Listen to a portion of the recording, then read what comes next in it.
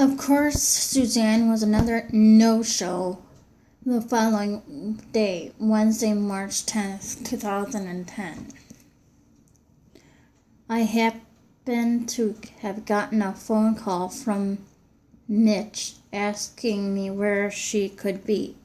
I told him I did not know. He was also having problems contacting her. I can't recall how he got my number. Maybe Suzanne gave it to him.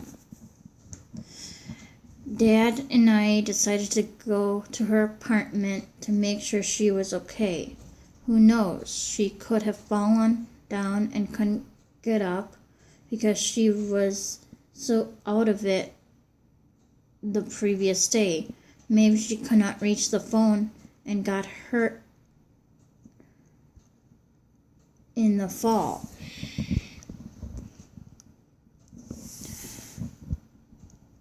When we got to her apartment, we knocked on the door and Dad called out to her. We waited for a minute or two and no response came from inside. We were puzzled by this. Where could she be? In the apartment parking lot, we noticed her van wasn't there. Where did she go? Did she forget about her plans? I wasn't hurt by this, but concerned and confused. Wherever she went, she should have kept her word to me. It would be common courtesy. Calling Mitch back, I told him that what Dad and I had seen. He said that Suzanne could be with Dawn. Asking Mitch who Dawn was, Mitch explained her ex-boyfriend. He's a control freak and abusive. That really got me worried. I pictured her dead in a road ditch, all cut up with bruises. Also, how would her 5-year-old daughter feel about that? She would have to live without a mother and, better yet, without a dad because Don would be in jail for the murder. I tried to get that image of probably seeing her in the paper out of my head, but I was so worried I couldn't stop thinking about it. In situations like this, knowing whoever's reading this novel, you would call the authorities and report this concern you have about your friend. We didn't do that because what could we say? Plus, we didn't know Don's license plate number to track him down on the road. And did she go on her own free will or was she forced? I didn't know what to think. The following morning, Thursday, March 11th, Mitch called me to let me know that he had heard from her. That gave me relief. She was with Dawn and was safe. On Monday, March 15th, 2010, Suzanne arrived at my door to help me out. First, Dad had to have a chat with her. He explained how worried we both were about her and that she has to answer her text from me and phone calls so I won't worry so much. She agrees she will do that. Dad gave me money for shopping for some groceries for him, and I also wanted to get my ears pierced.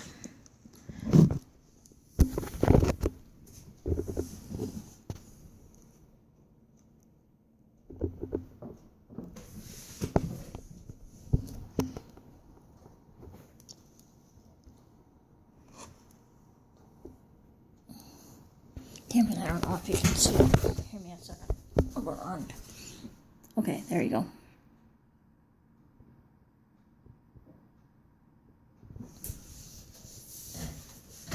Sorry.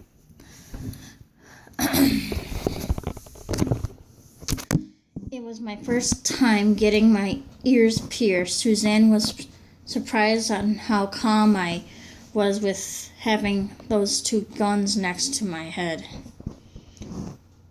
Those two ladies that pierced my ears decided to punch the holes at the same time.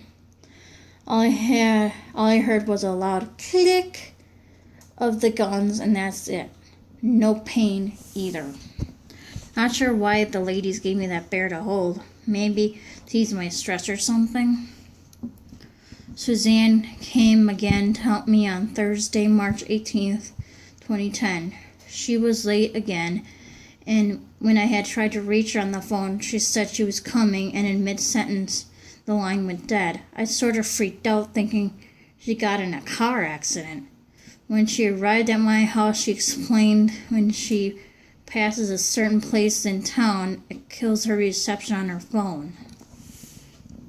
I helped peel the sweet potatoes, which we made into sweet potato fries, and Dad made chicken breast while Suzanne gave him a tip for better baked beans. Just add a dab of ketchup. On Monday, March 22nd, 2010, Suzanne met me in the mall where I was eating lunch and waiting for her. When she entered the mall, I greeted her with a big hug. I wanted to show her where my old house was, so we drove to that part of town, to the part of the neighborhood.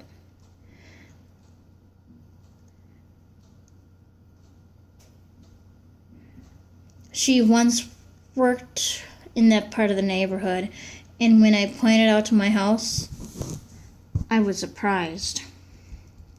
The house looked different. The people who lived there now no longer had the sandbox in the backyard. They took the wooden swing down and put up a wooden fence to keep out the other neighbors. I pointed to Suzanne what rooms of the house was what, even showing her where my room was. Nice house, she said.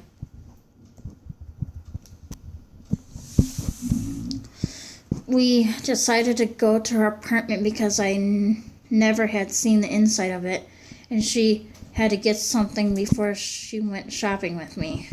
Her apartment was nice. It was a 2-bedroom apartment for her and her 5-year-old. She also showed me pictures of her other 2 daughters. One was a teenager and the other one was about around my age.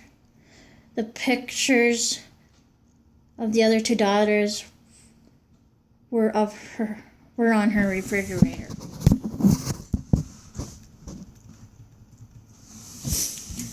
After she got whatever she needed from her apartment, we went to Walmart where we went shopping. She needed bird food for her pet bird, and I got a book, Thirst by Christopher Pike.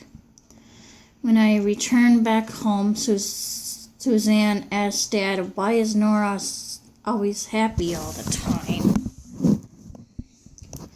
Dad didn't know how to answer. I guess I had been happy around her because I was waiting for a good friend as neat as her, how I always made jokes and she never got offended with them, and we would always laugh. I felt like I was waiting for a friend forever.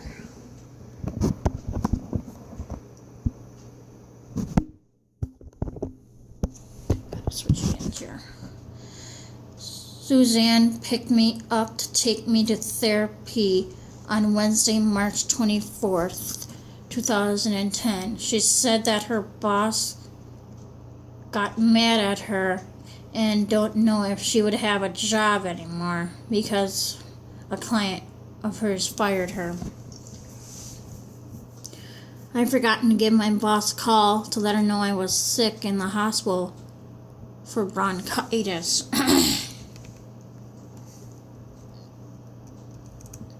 Oops.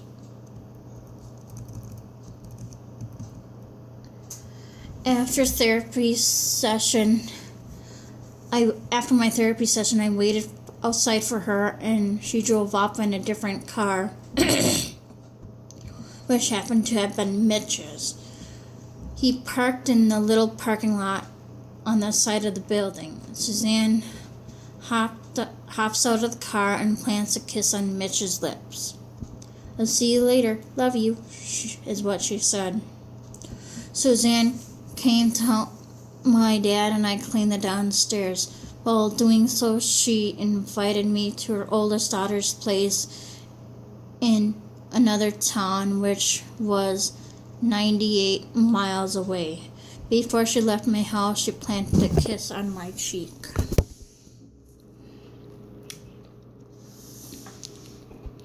Friday, March 28th, 2010, Suzanne picked me up from work and we went to my house to watch a movie, The Fourth Kind, while Dad made jumbo shrimp. While waiting for the shrimp, I sat next to Suzanne on the couch and she began to tickle my left arm.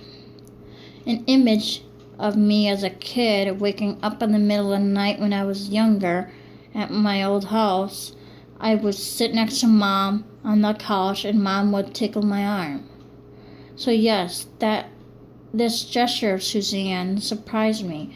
I was wondering if Mom gave her the notion to do that from beyond the grave.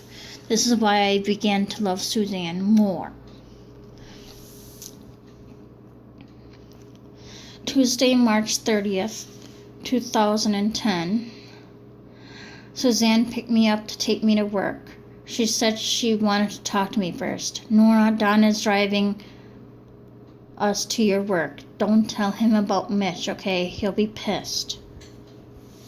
At first, I was uncomfortable with having a control freak and an abuser drive me someplace where I needed to go. But with Suzanne around me, I had chosen to have him drive me to work. He happened to pick me up with Suzanne in the car, too, after my shift was over. With an idea in my head of having Suzanne work for me for 4 hours a week instead of 2 because of her other client fired her, I shared this thought with her. She liked it because she was frustrated with how the 2 hours with me were always flying by. She loved being around me, is what she said. She tried calling her boss, but her boss was out of the office. The secretary told her that her boss would call her back. Emailing my social worker my idea of Suzanne having to work for me for 8 hours instead of 2, my social worker asked a lot of questions and I didn't know how to answer them. She told me that we would have a meeting with Suzanne and Suzanne's boss and myself on Wednesday, April 7th, 2010.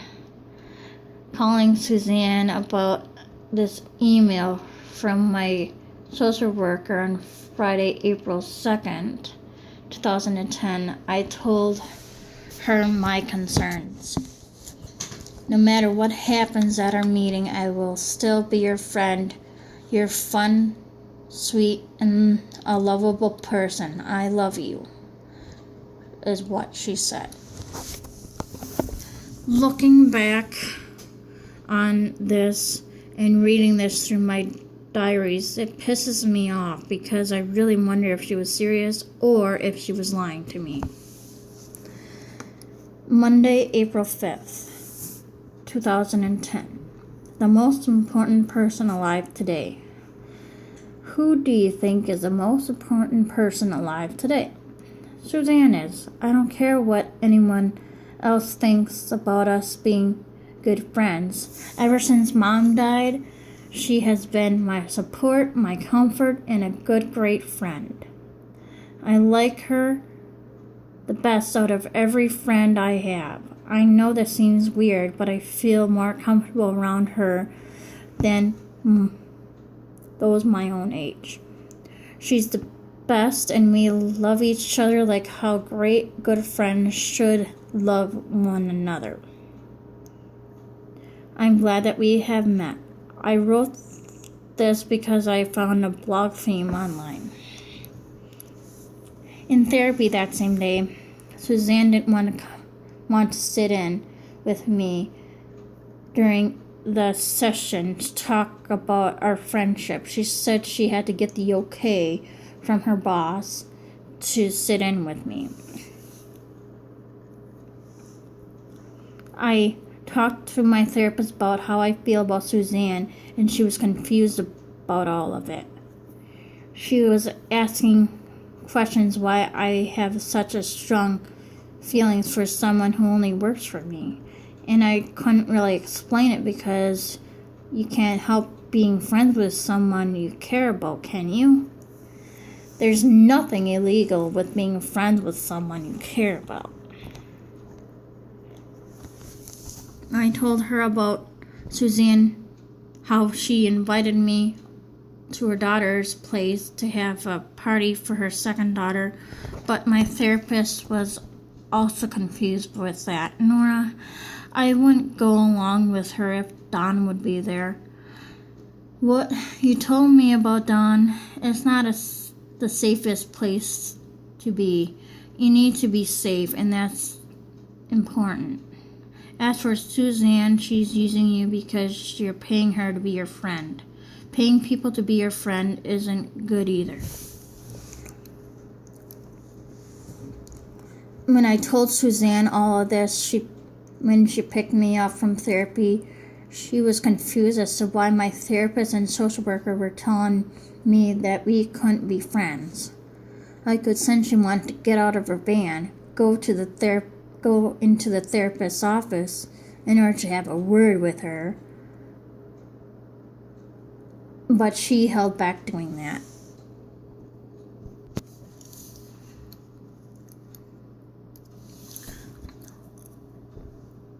I didn't tell Suzanne how I felt towards Dawn and what my therapist said to me about her thoughts. I didn't want Suzanne to get hurt by my feelings.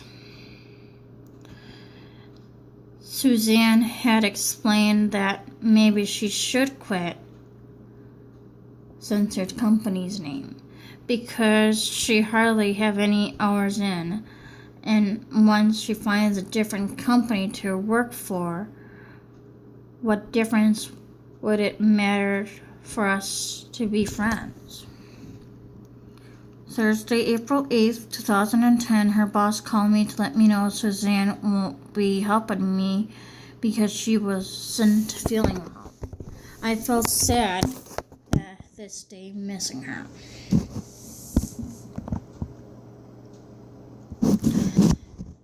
My world came crashing down on me on Saturday, April 10th, 2010. I felt as though someone shot me right through the heart, and I fell down dead in front of their eyes instantly. I didn't understand how someone like Suzanne's boss could be very cruel onto someone like me.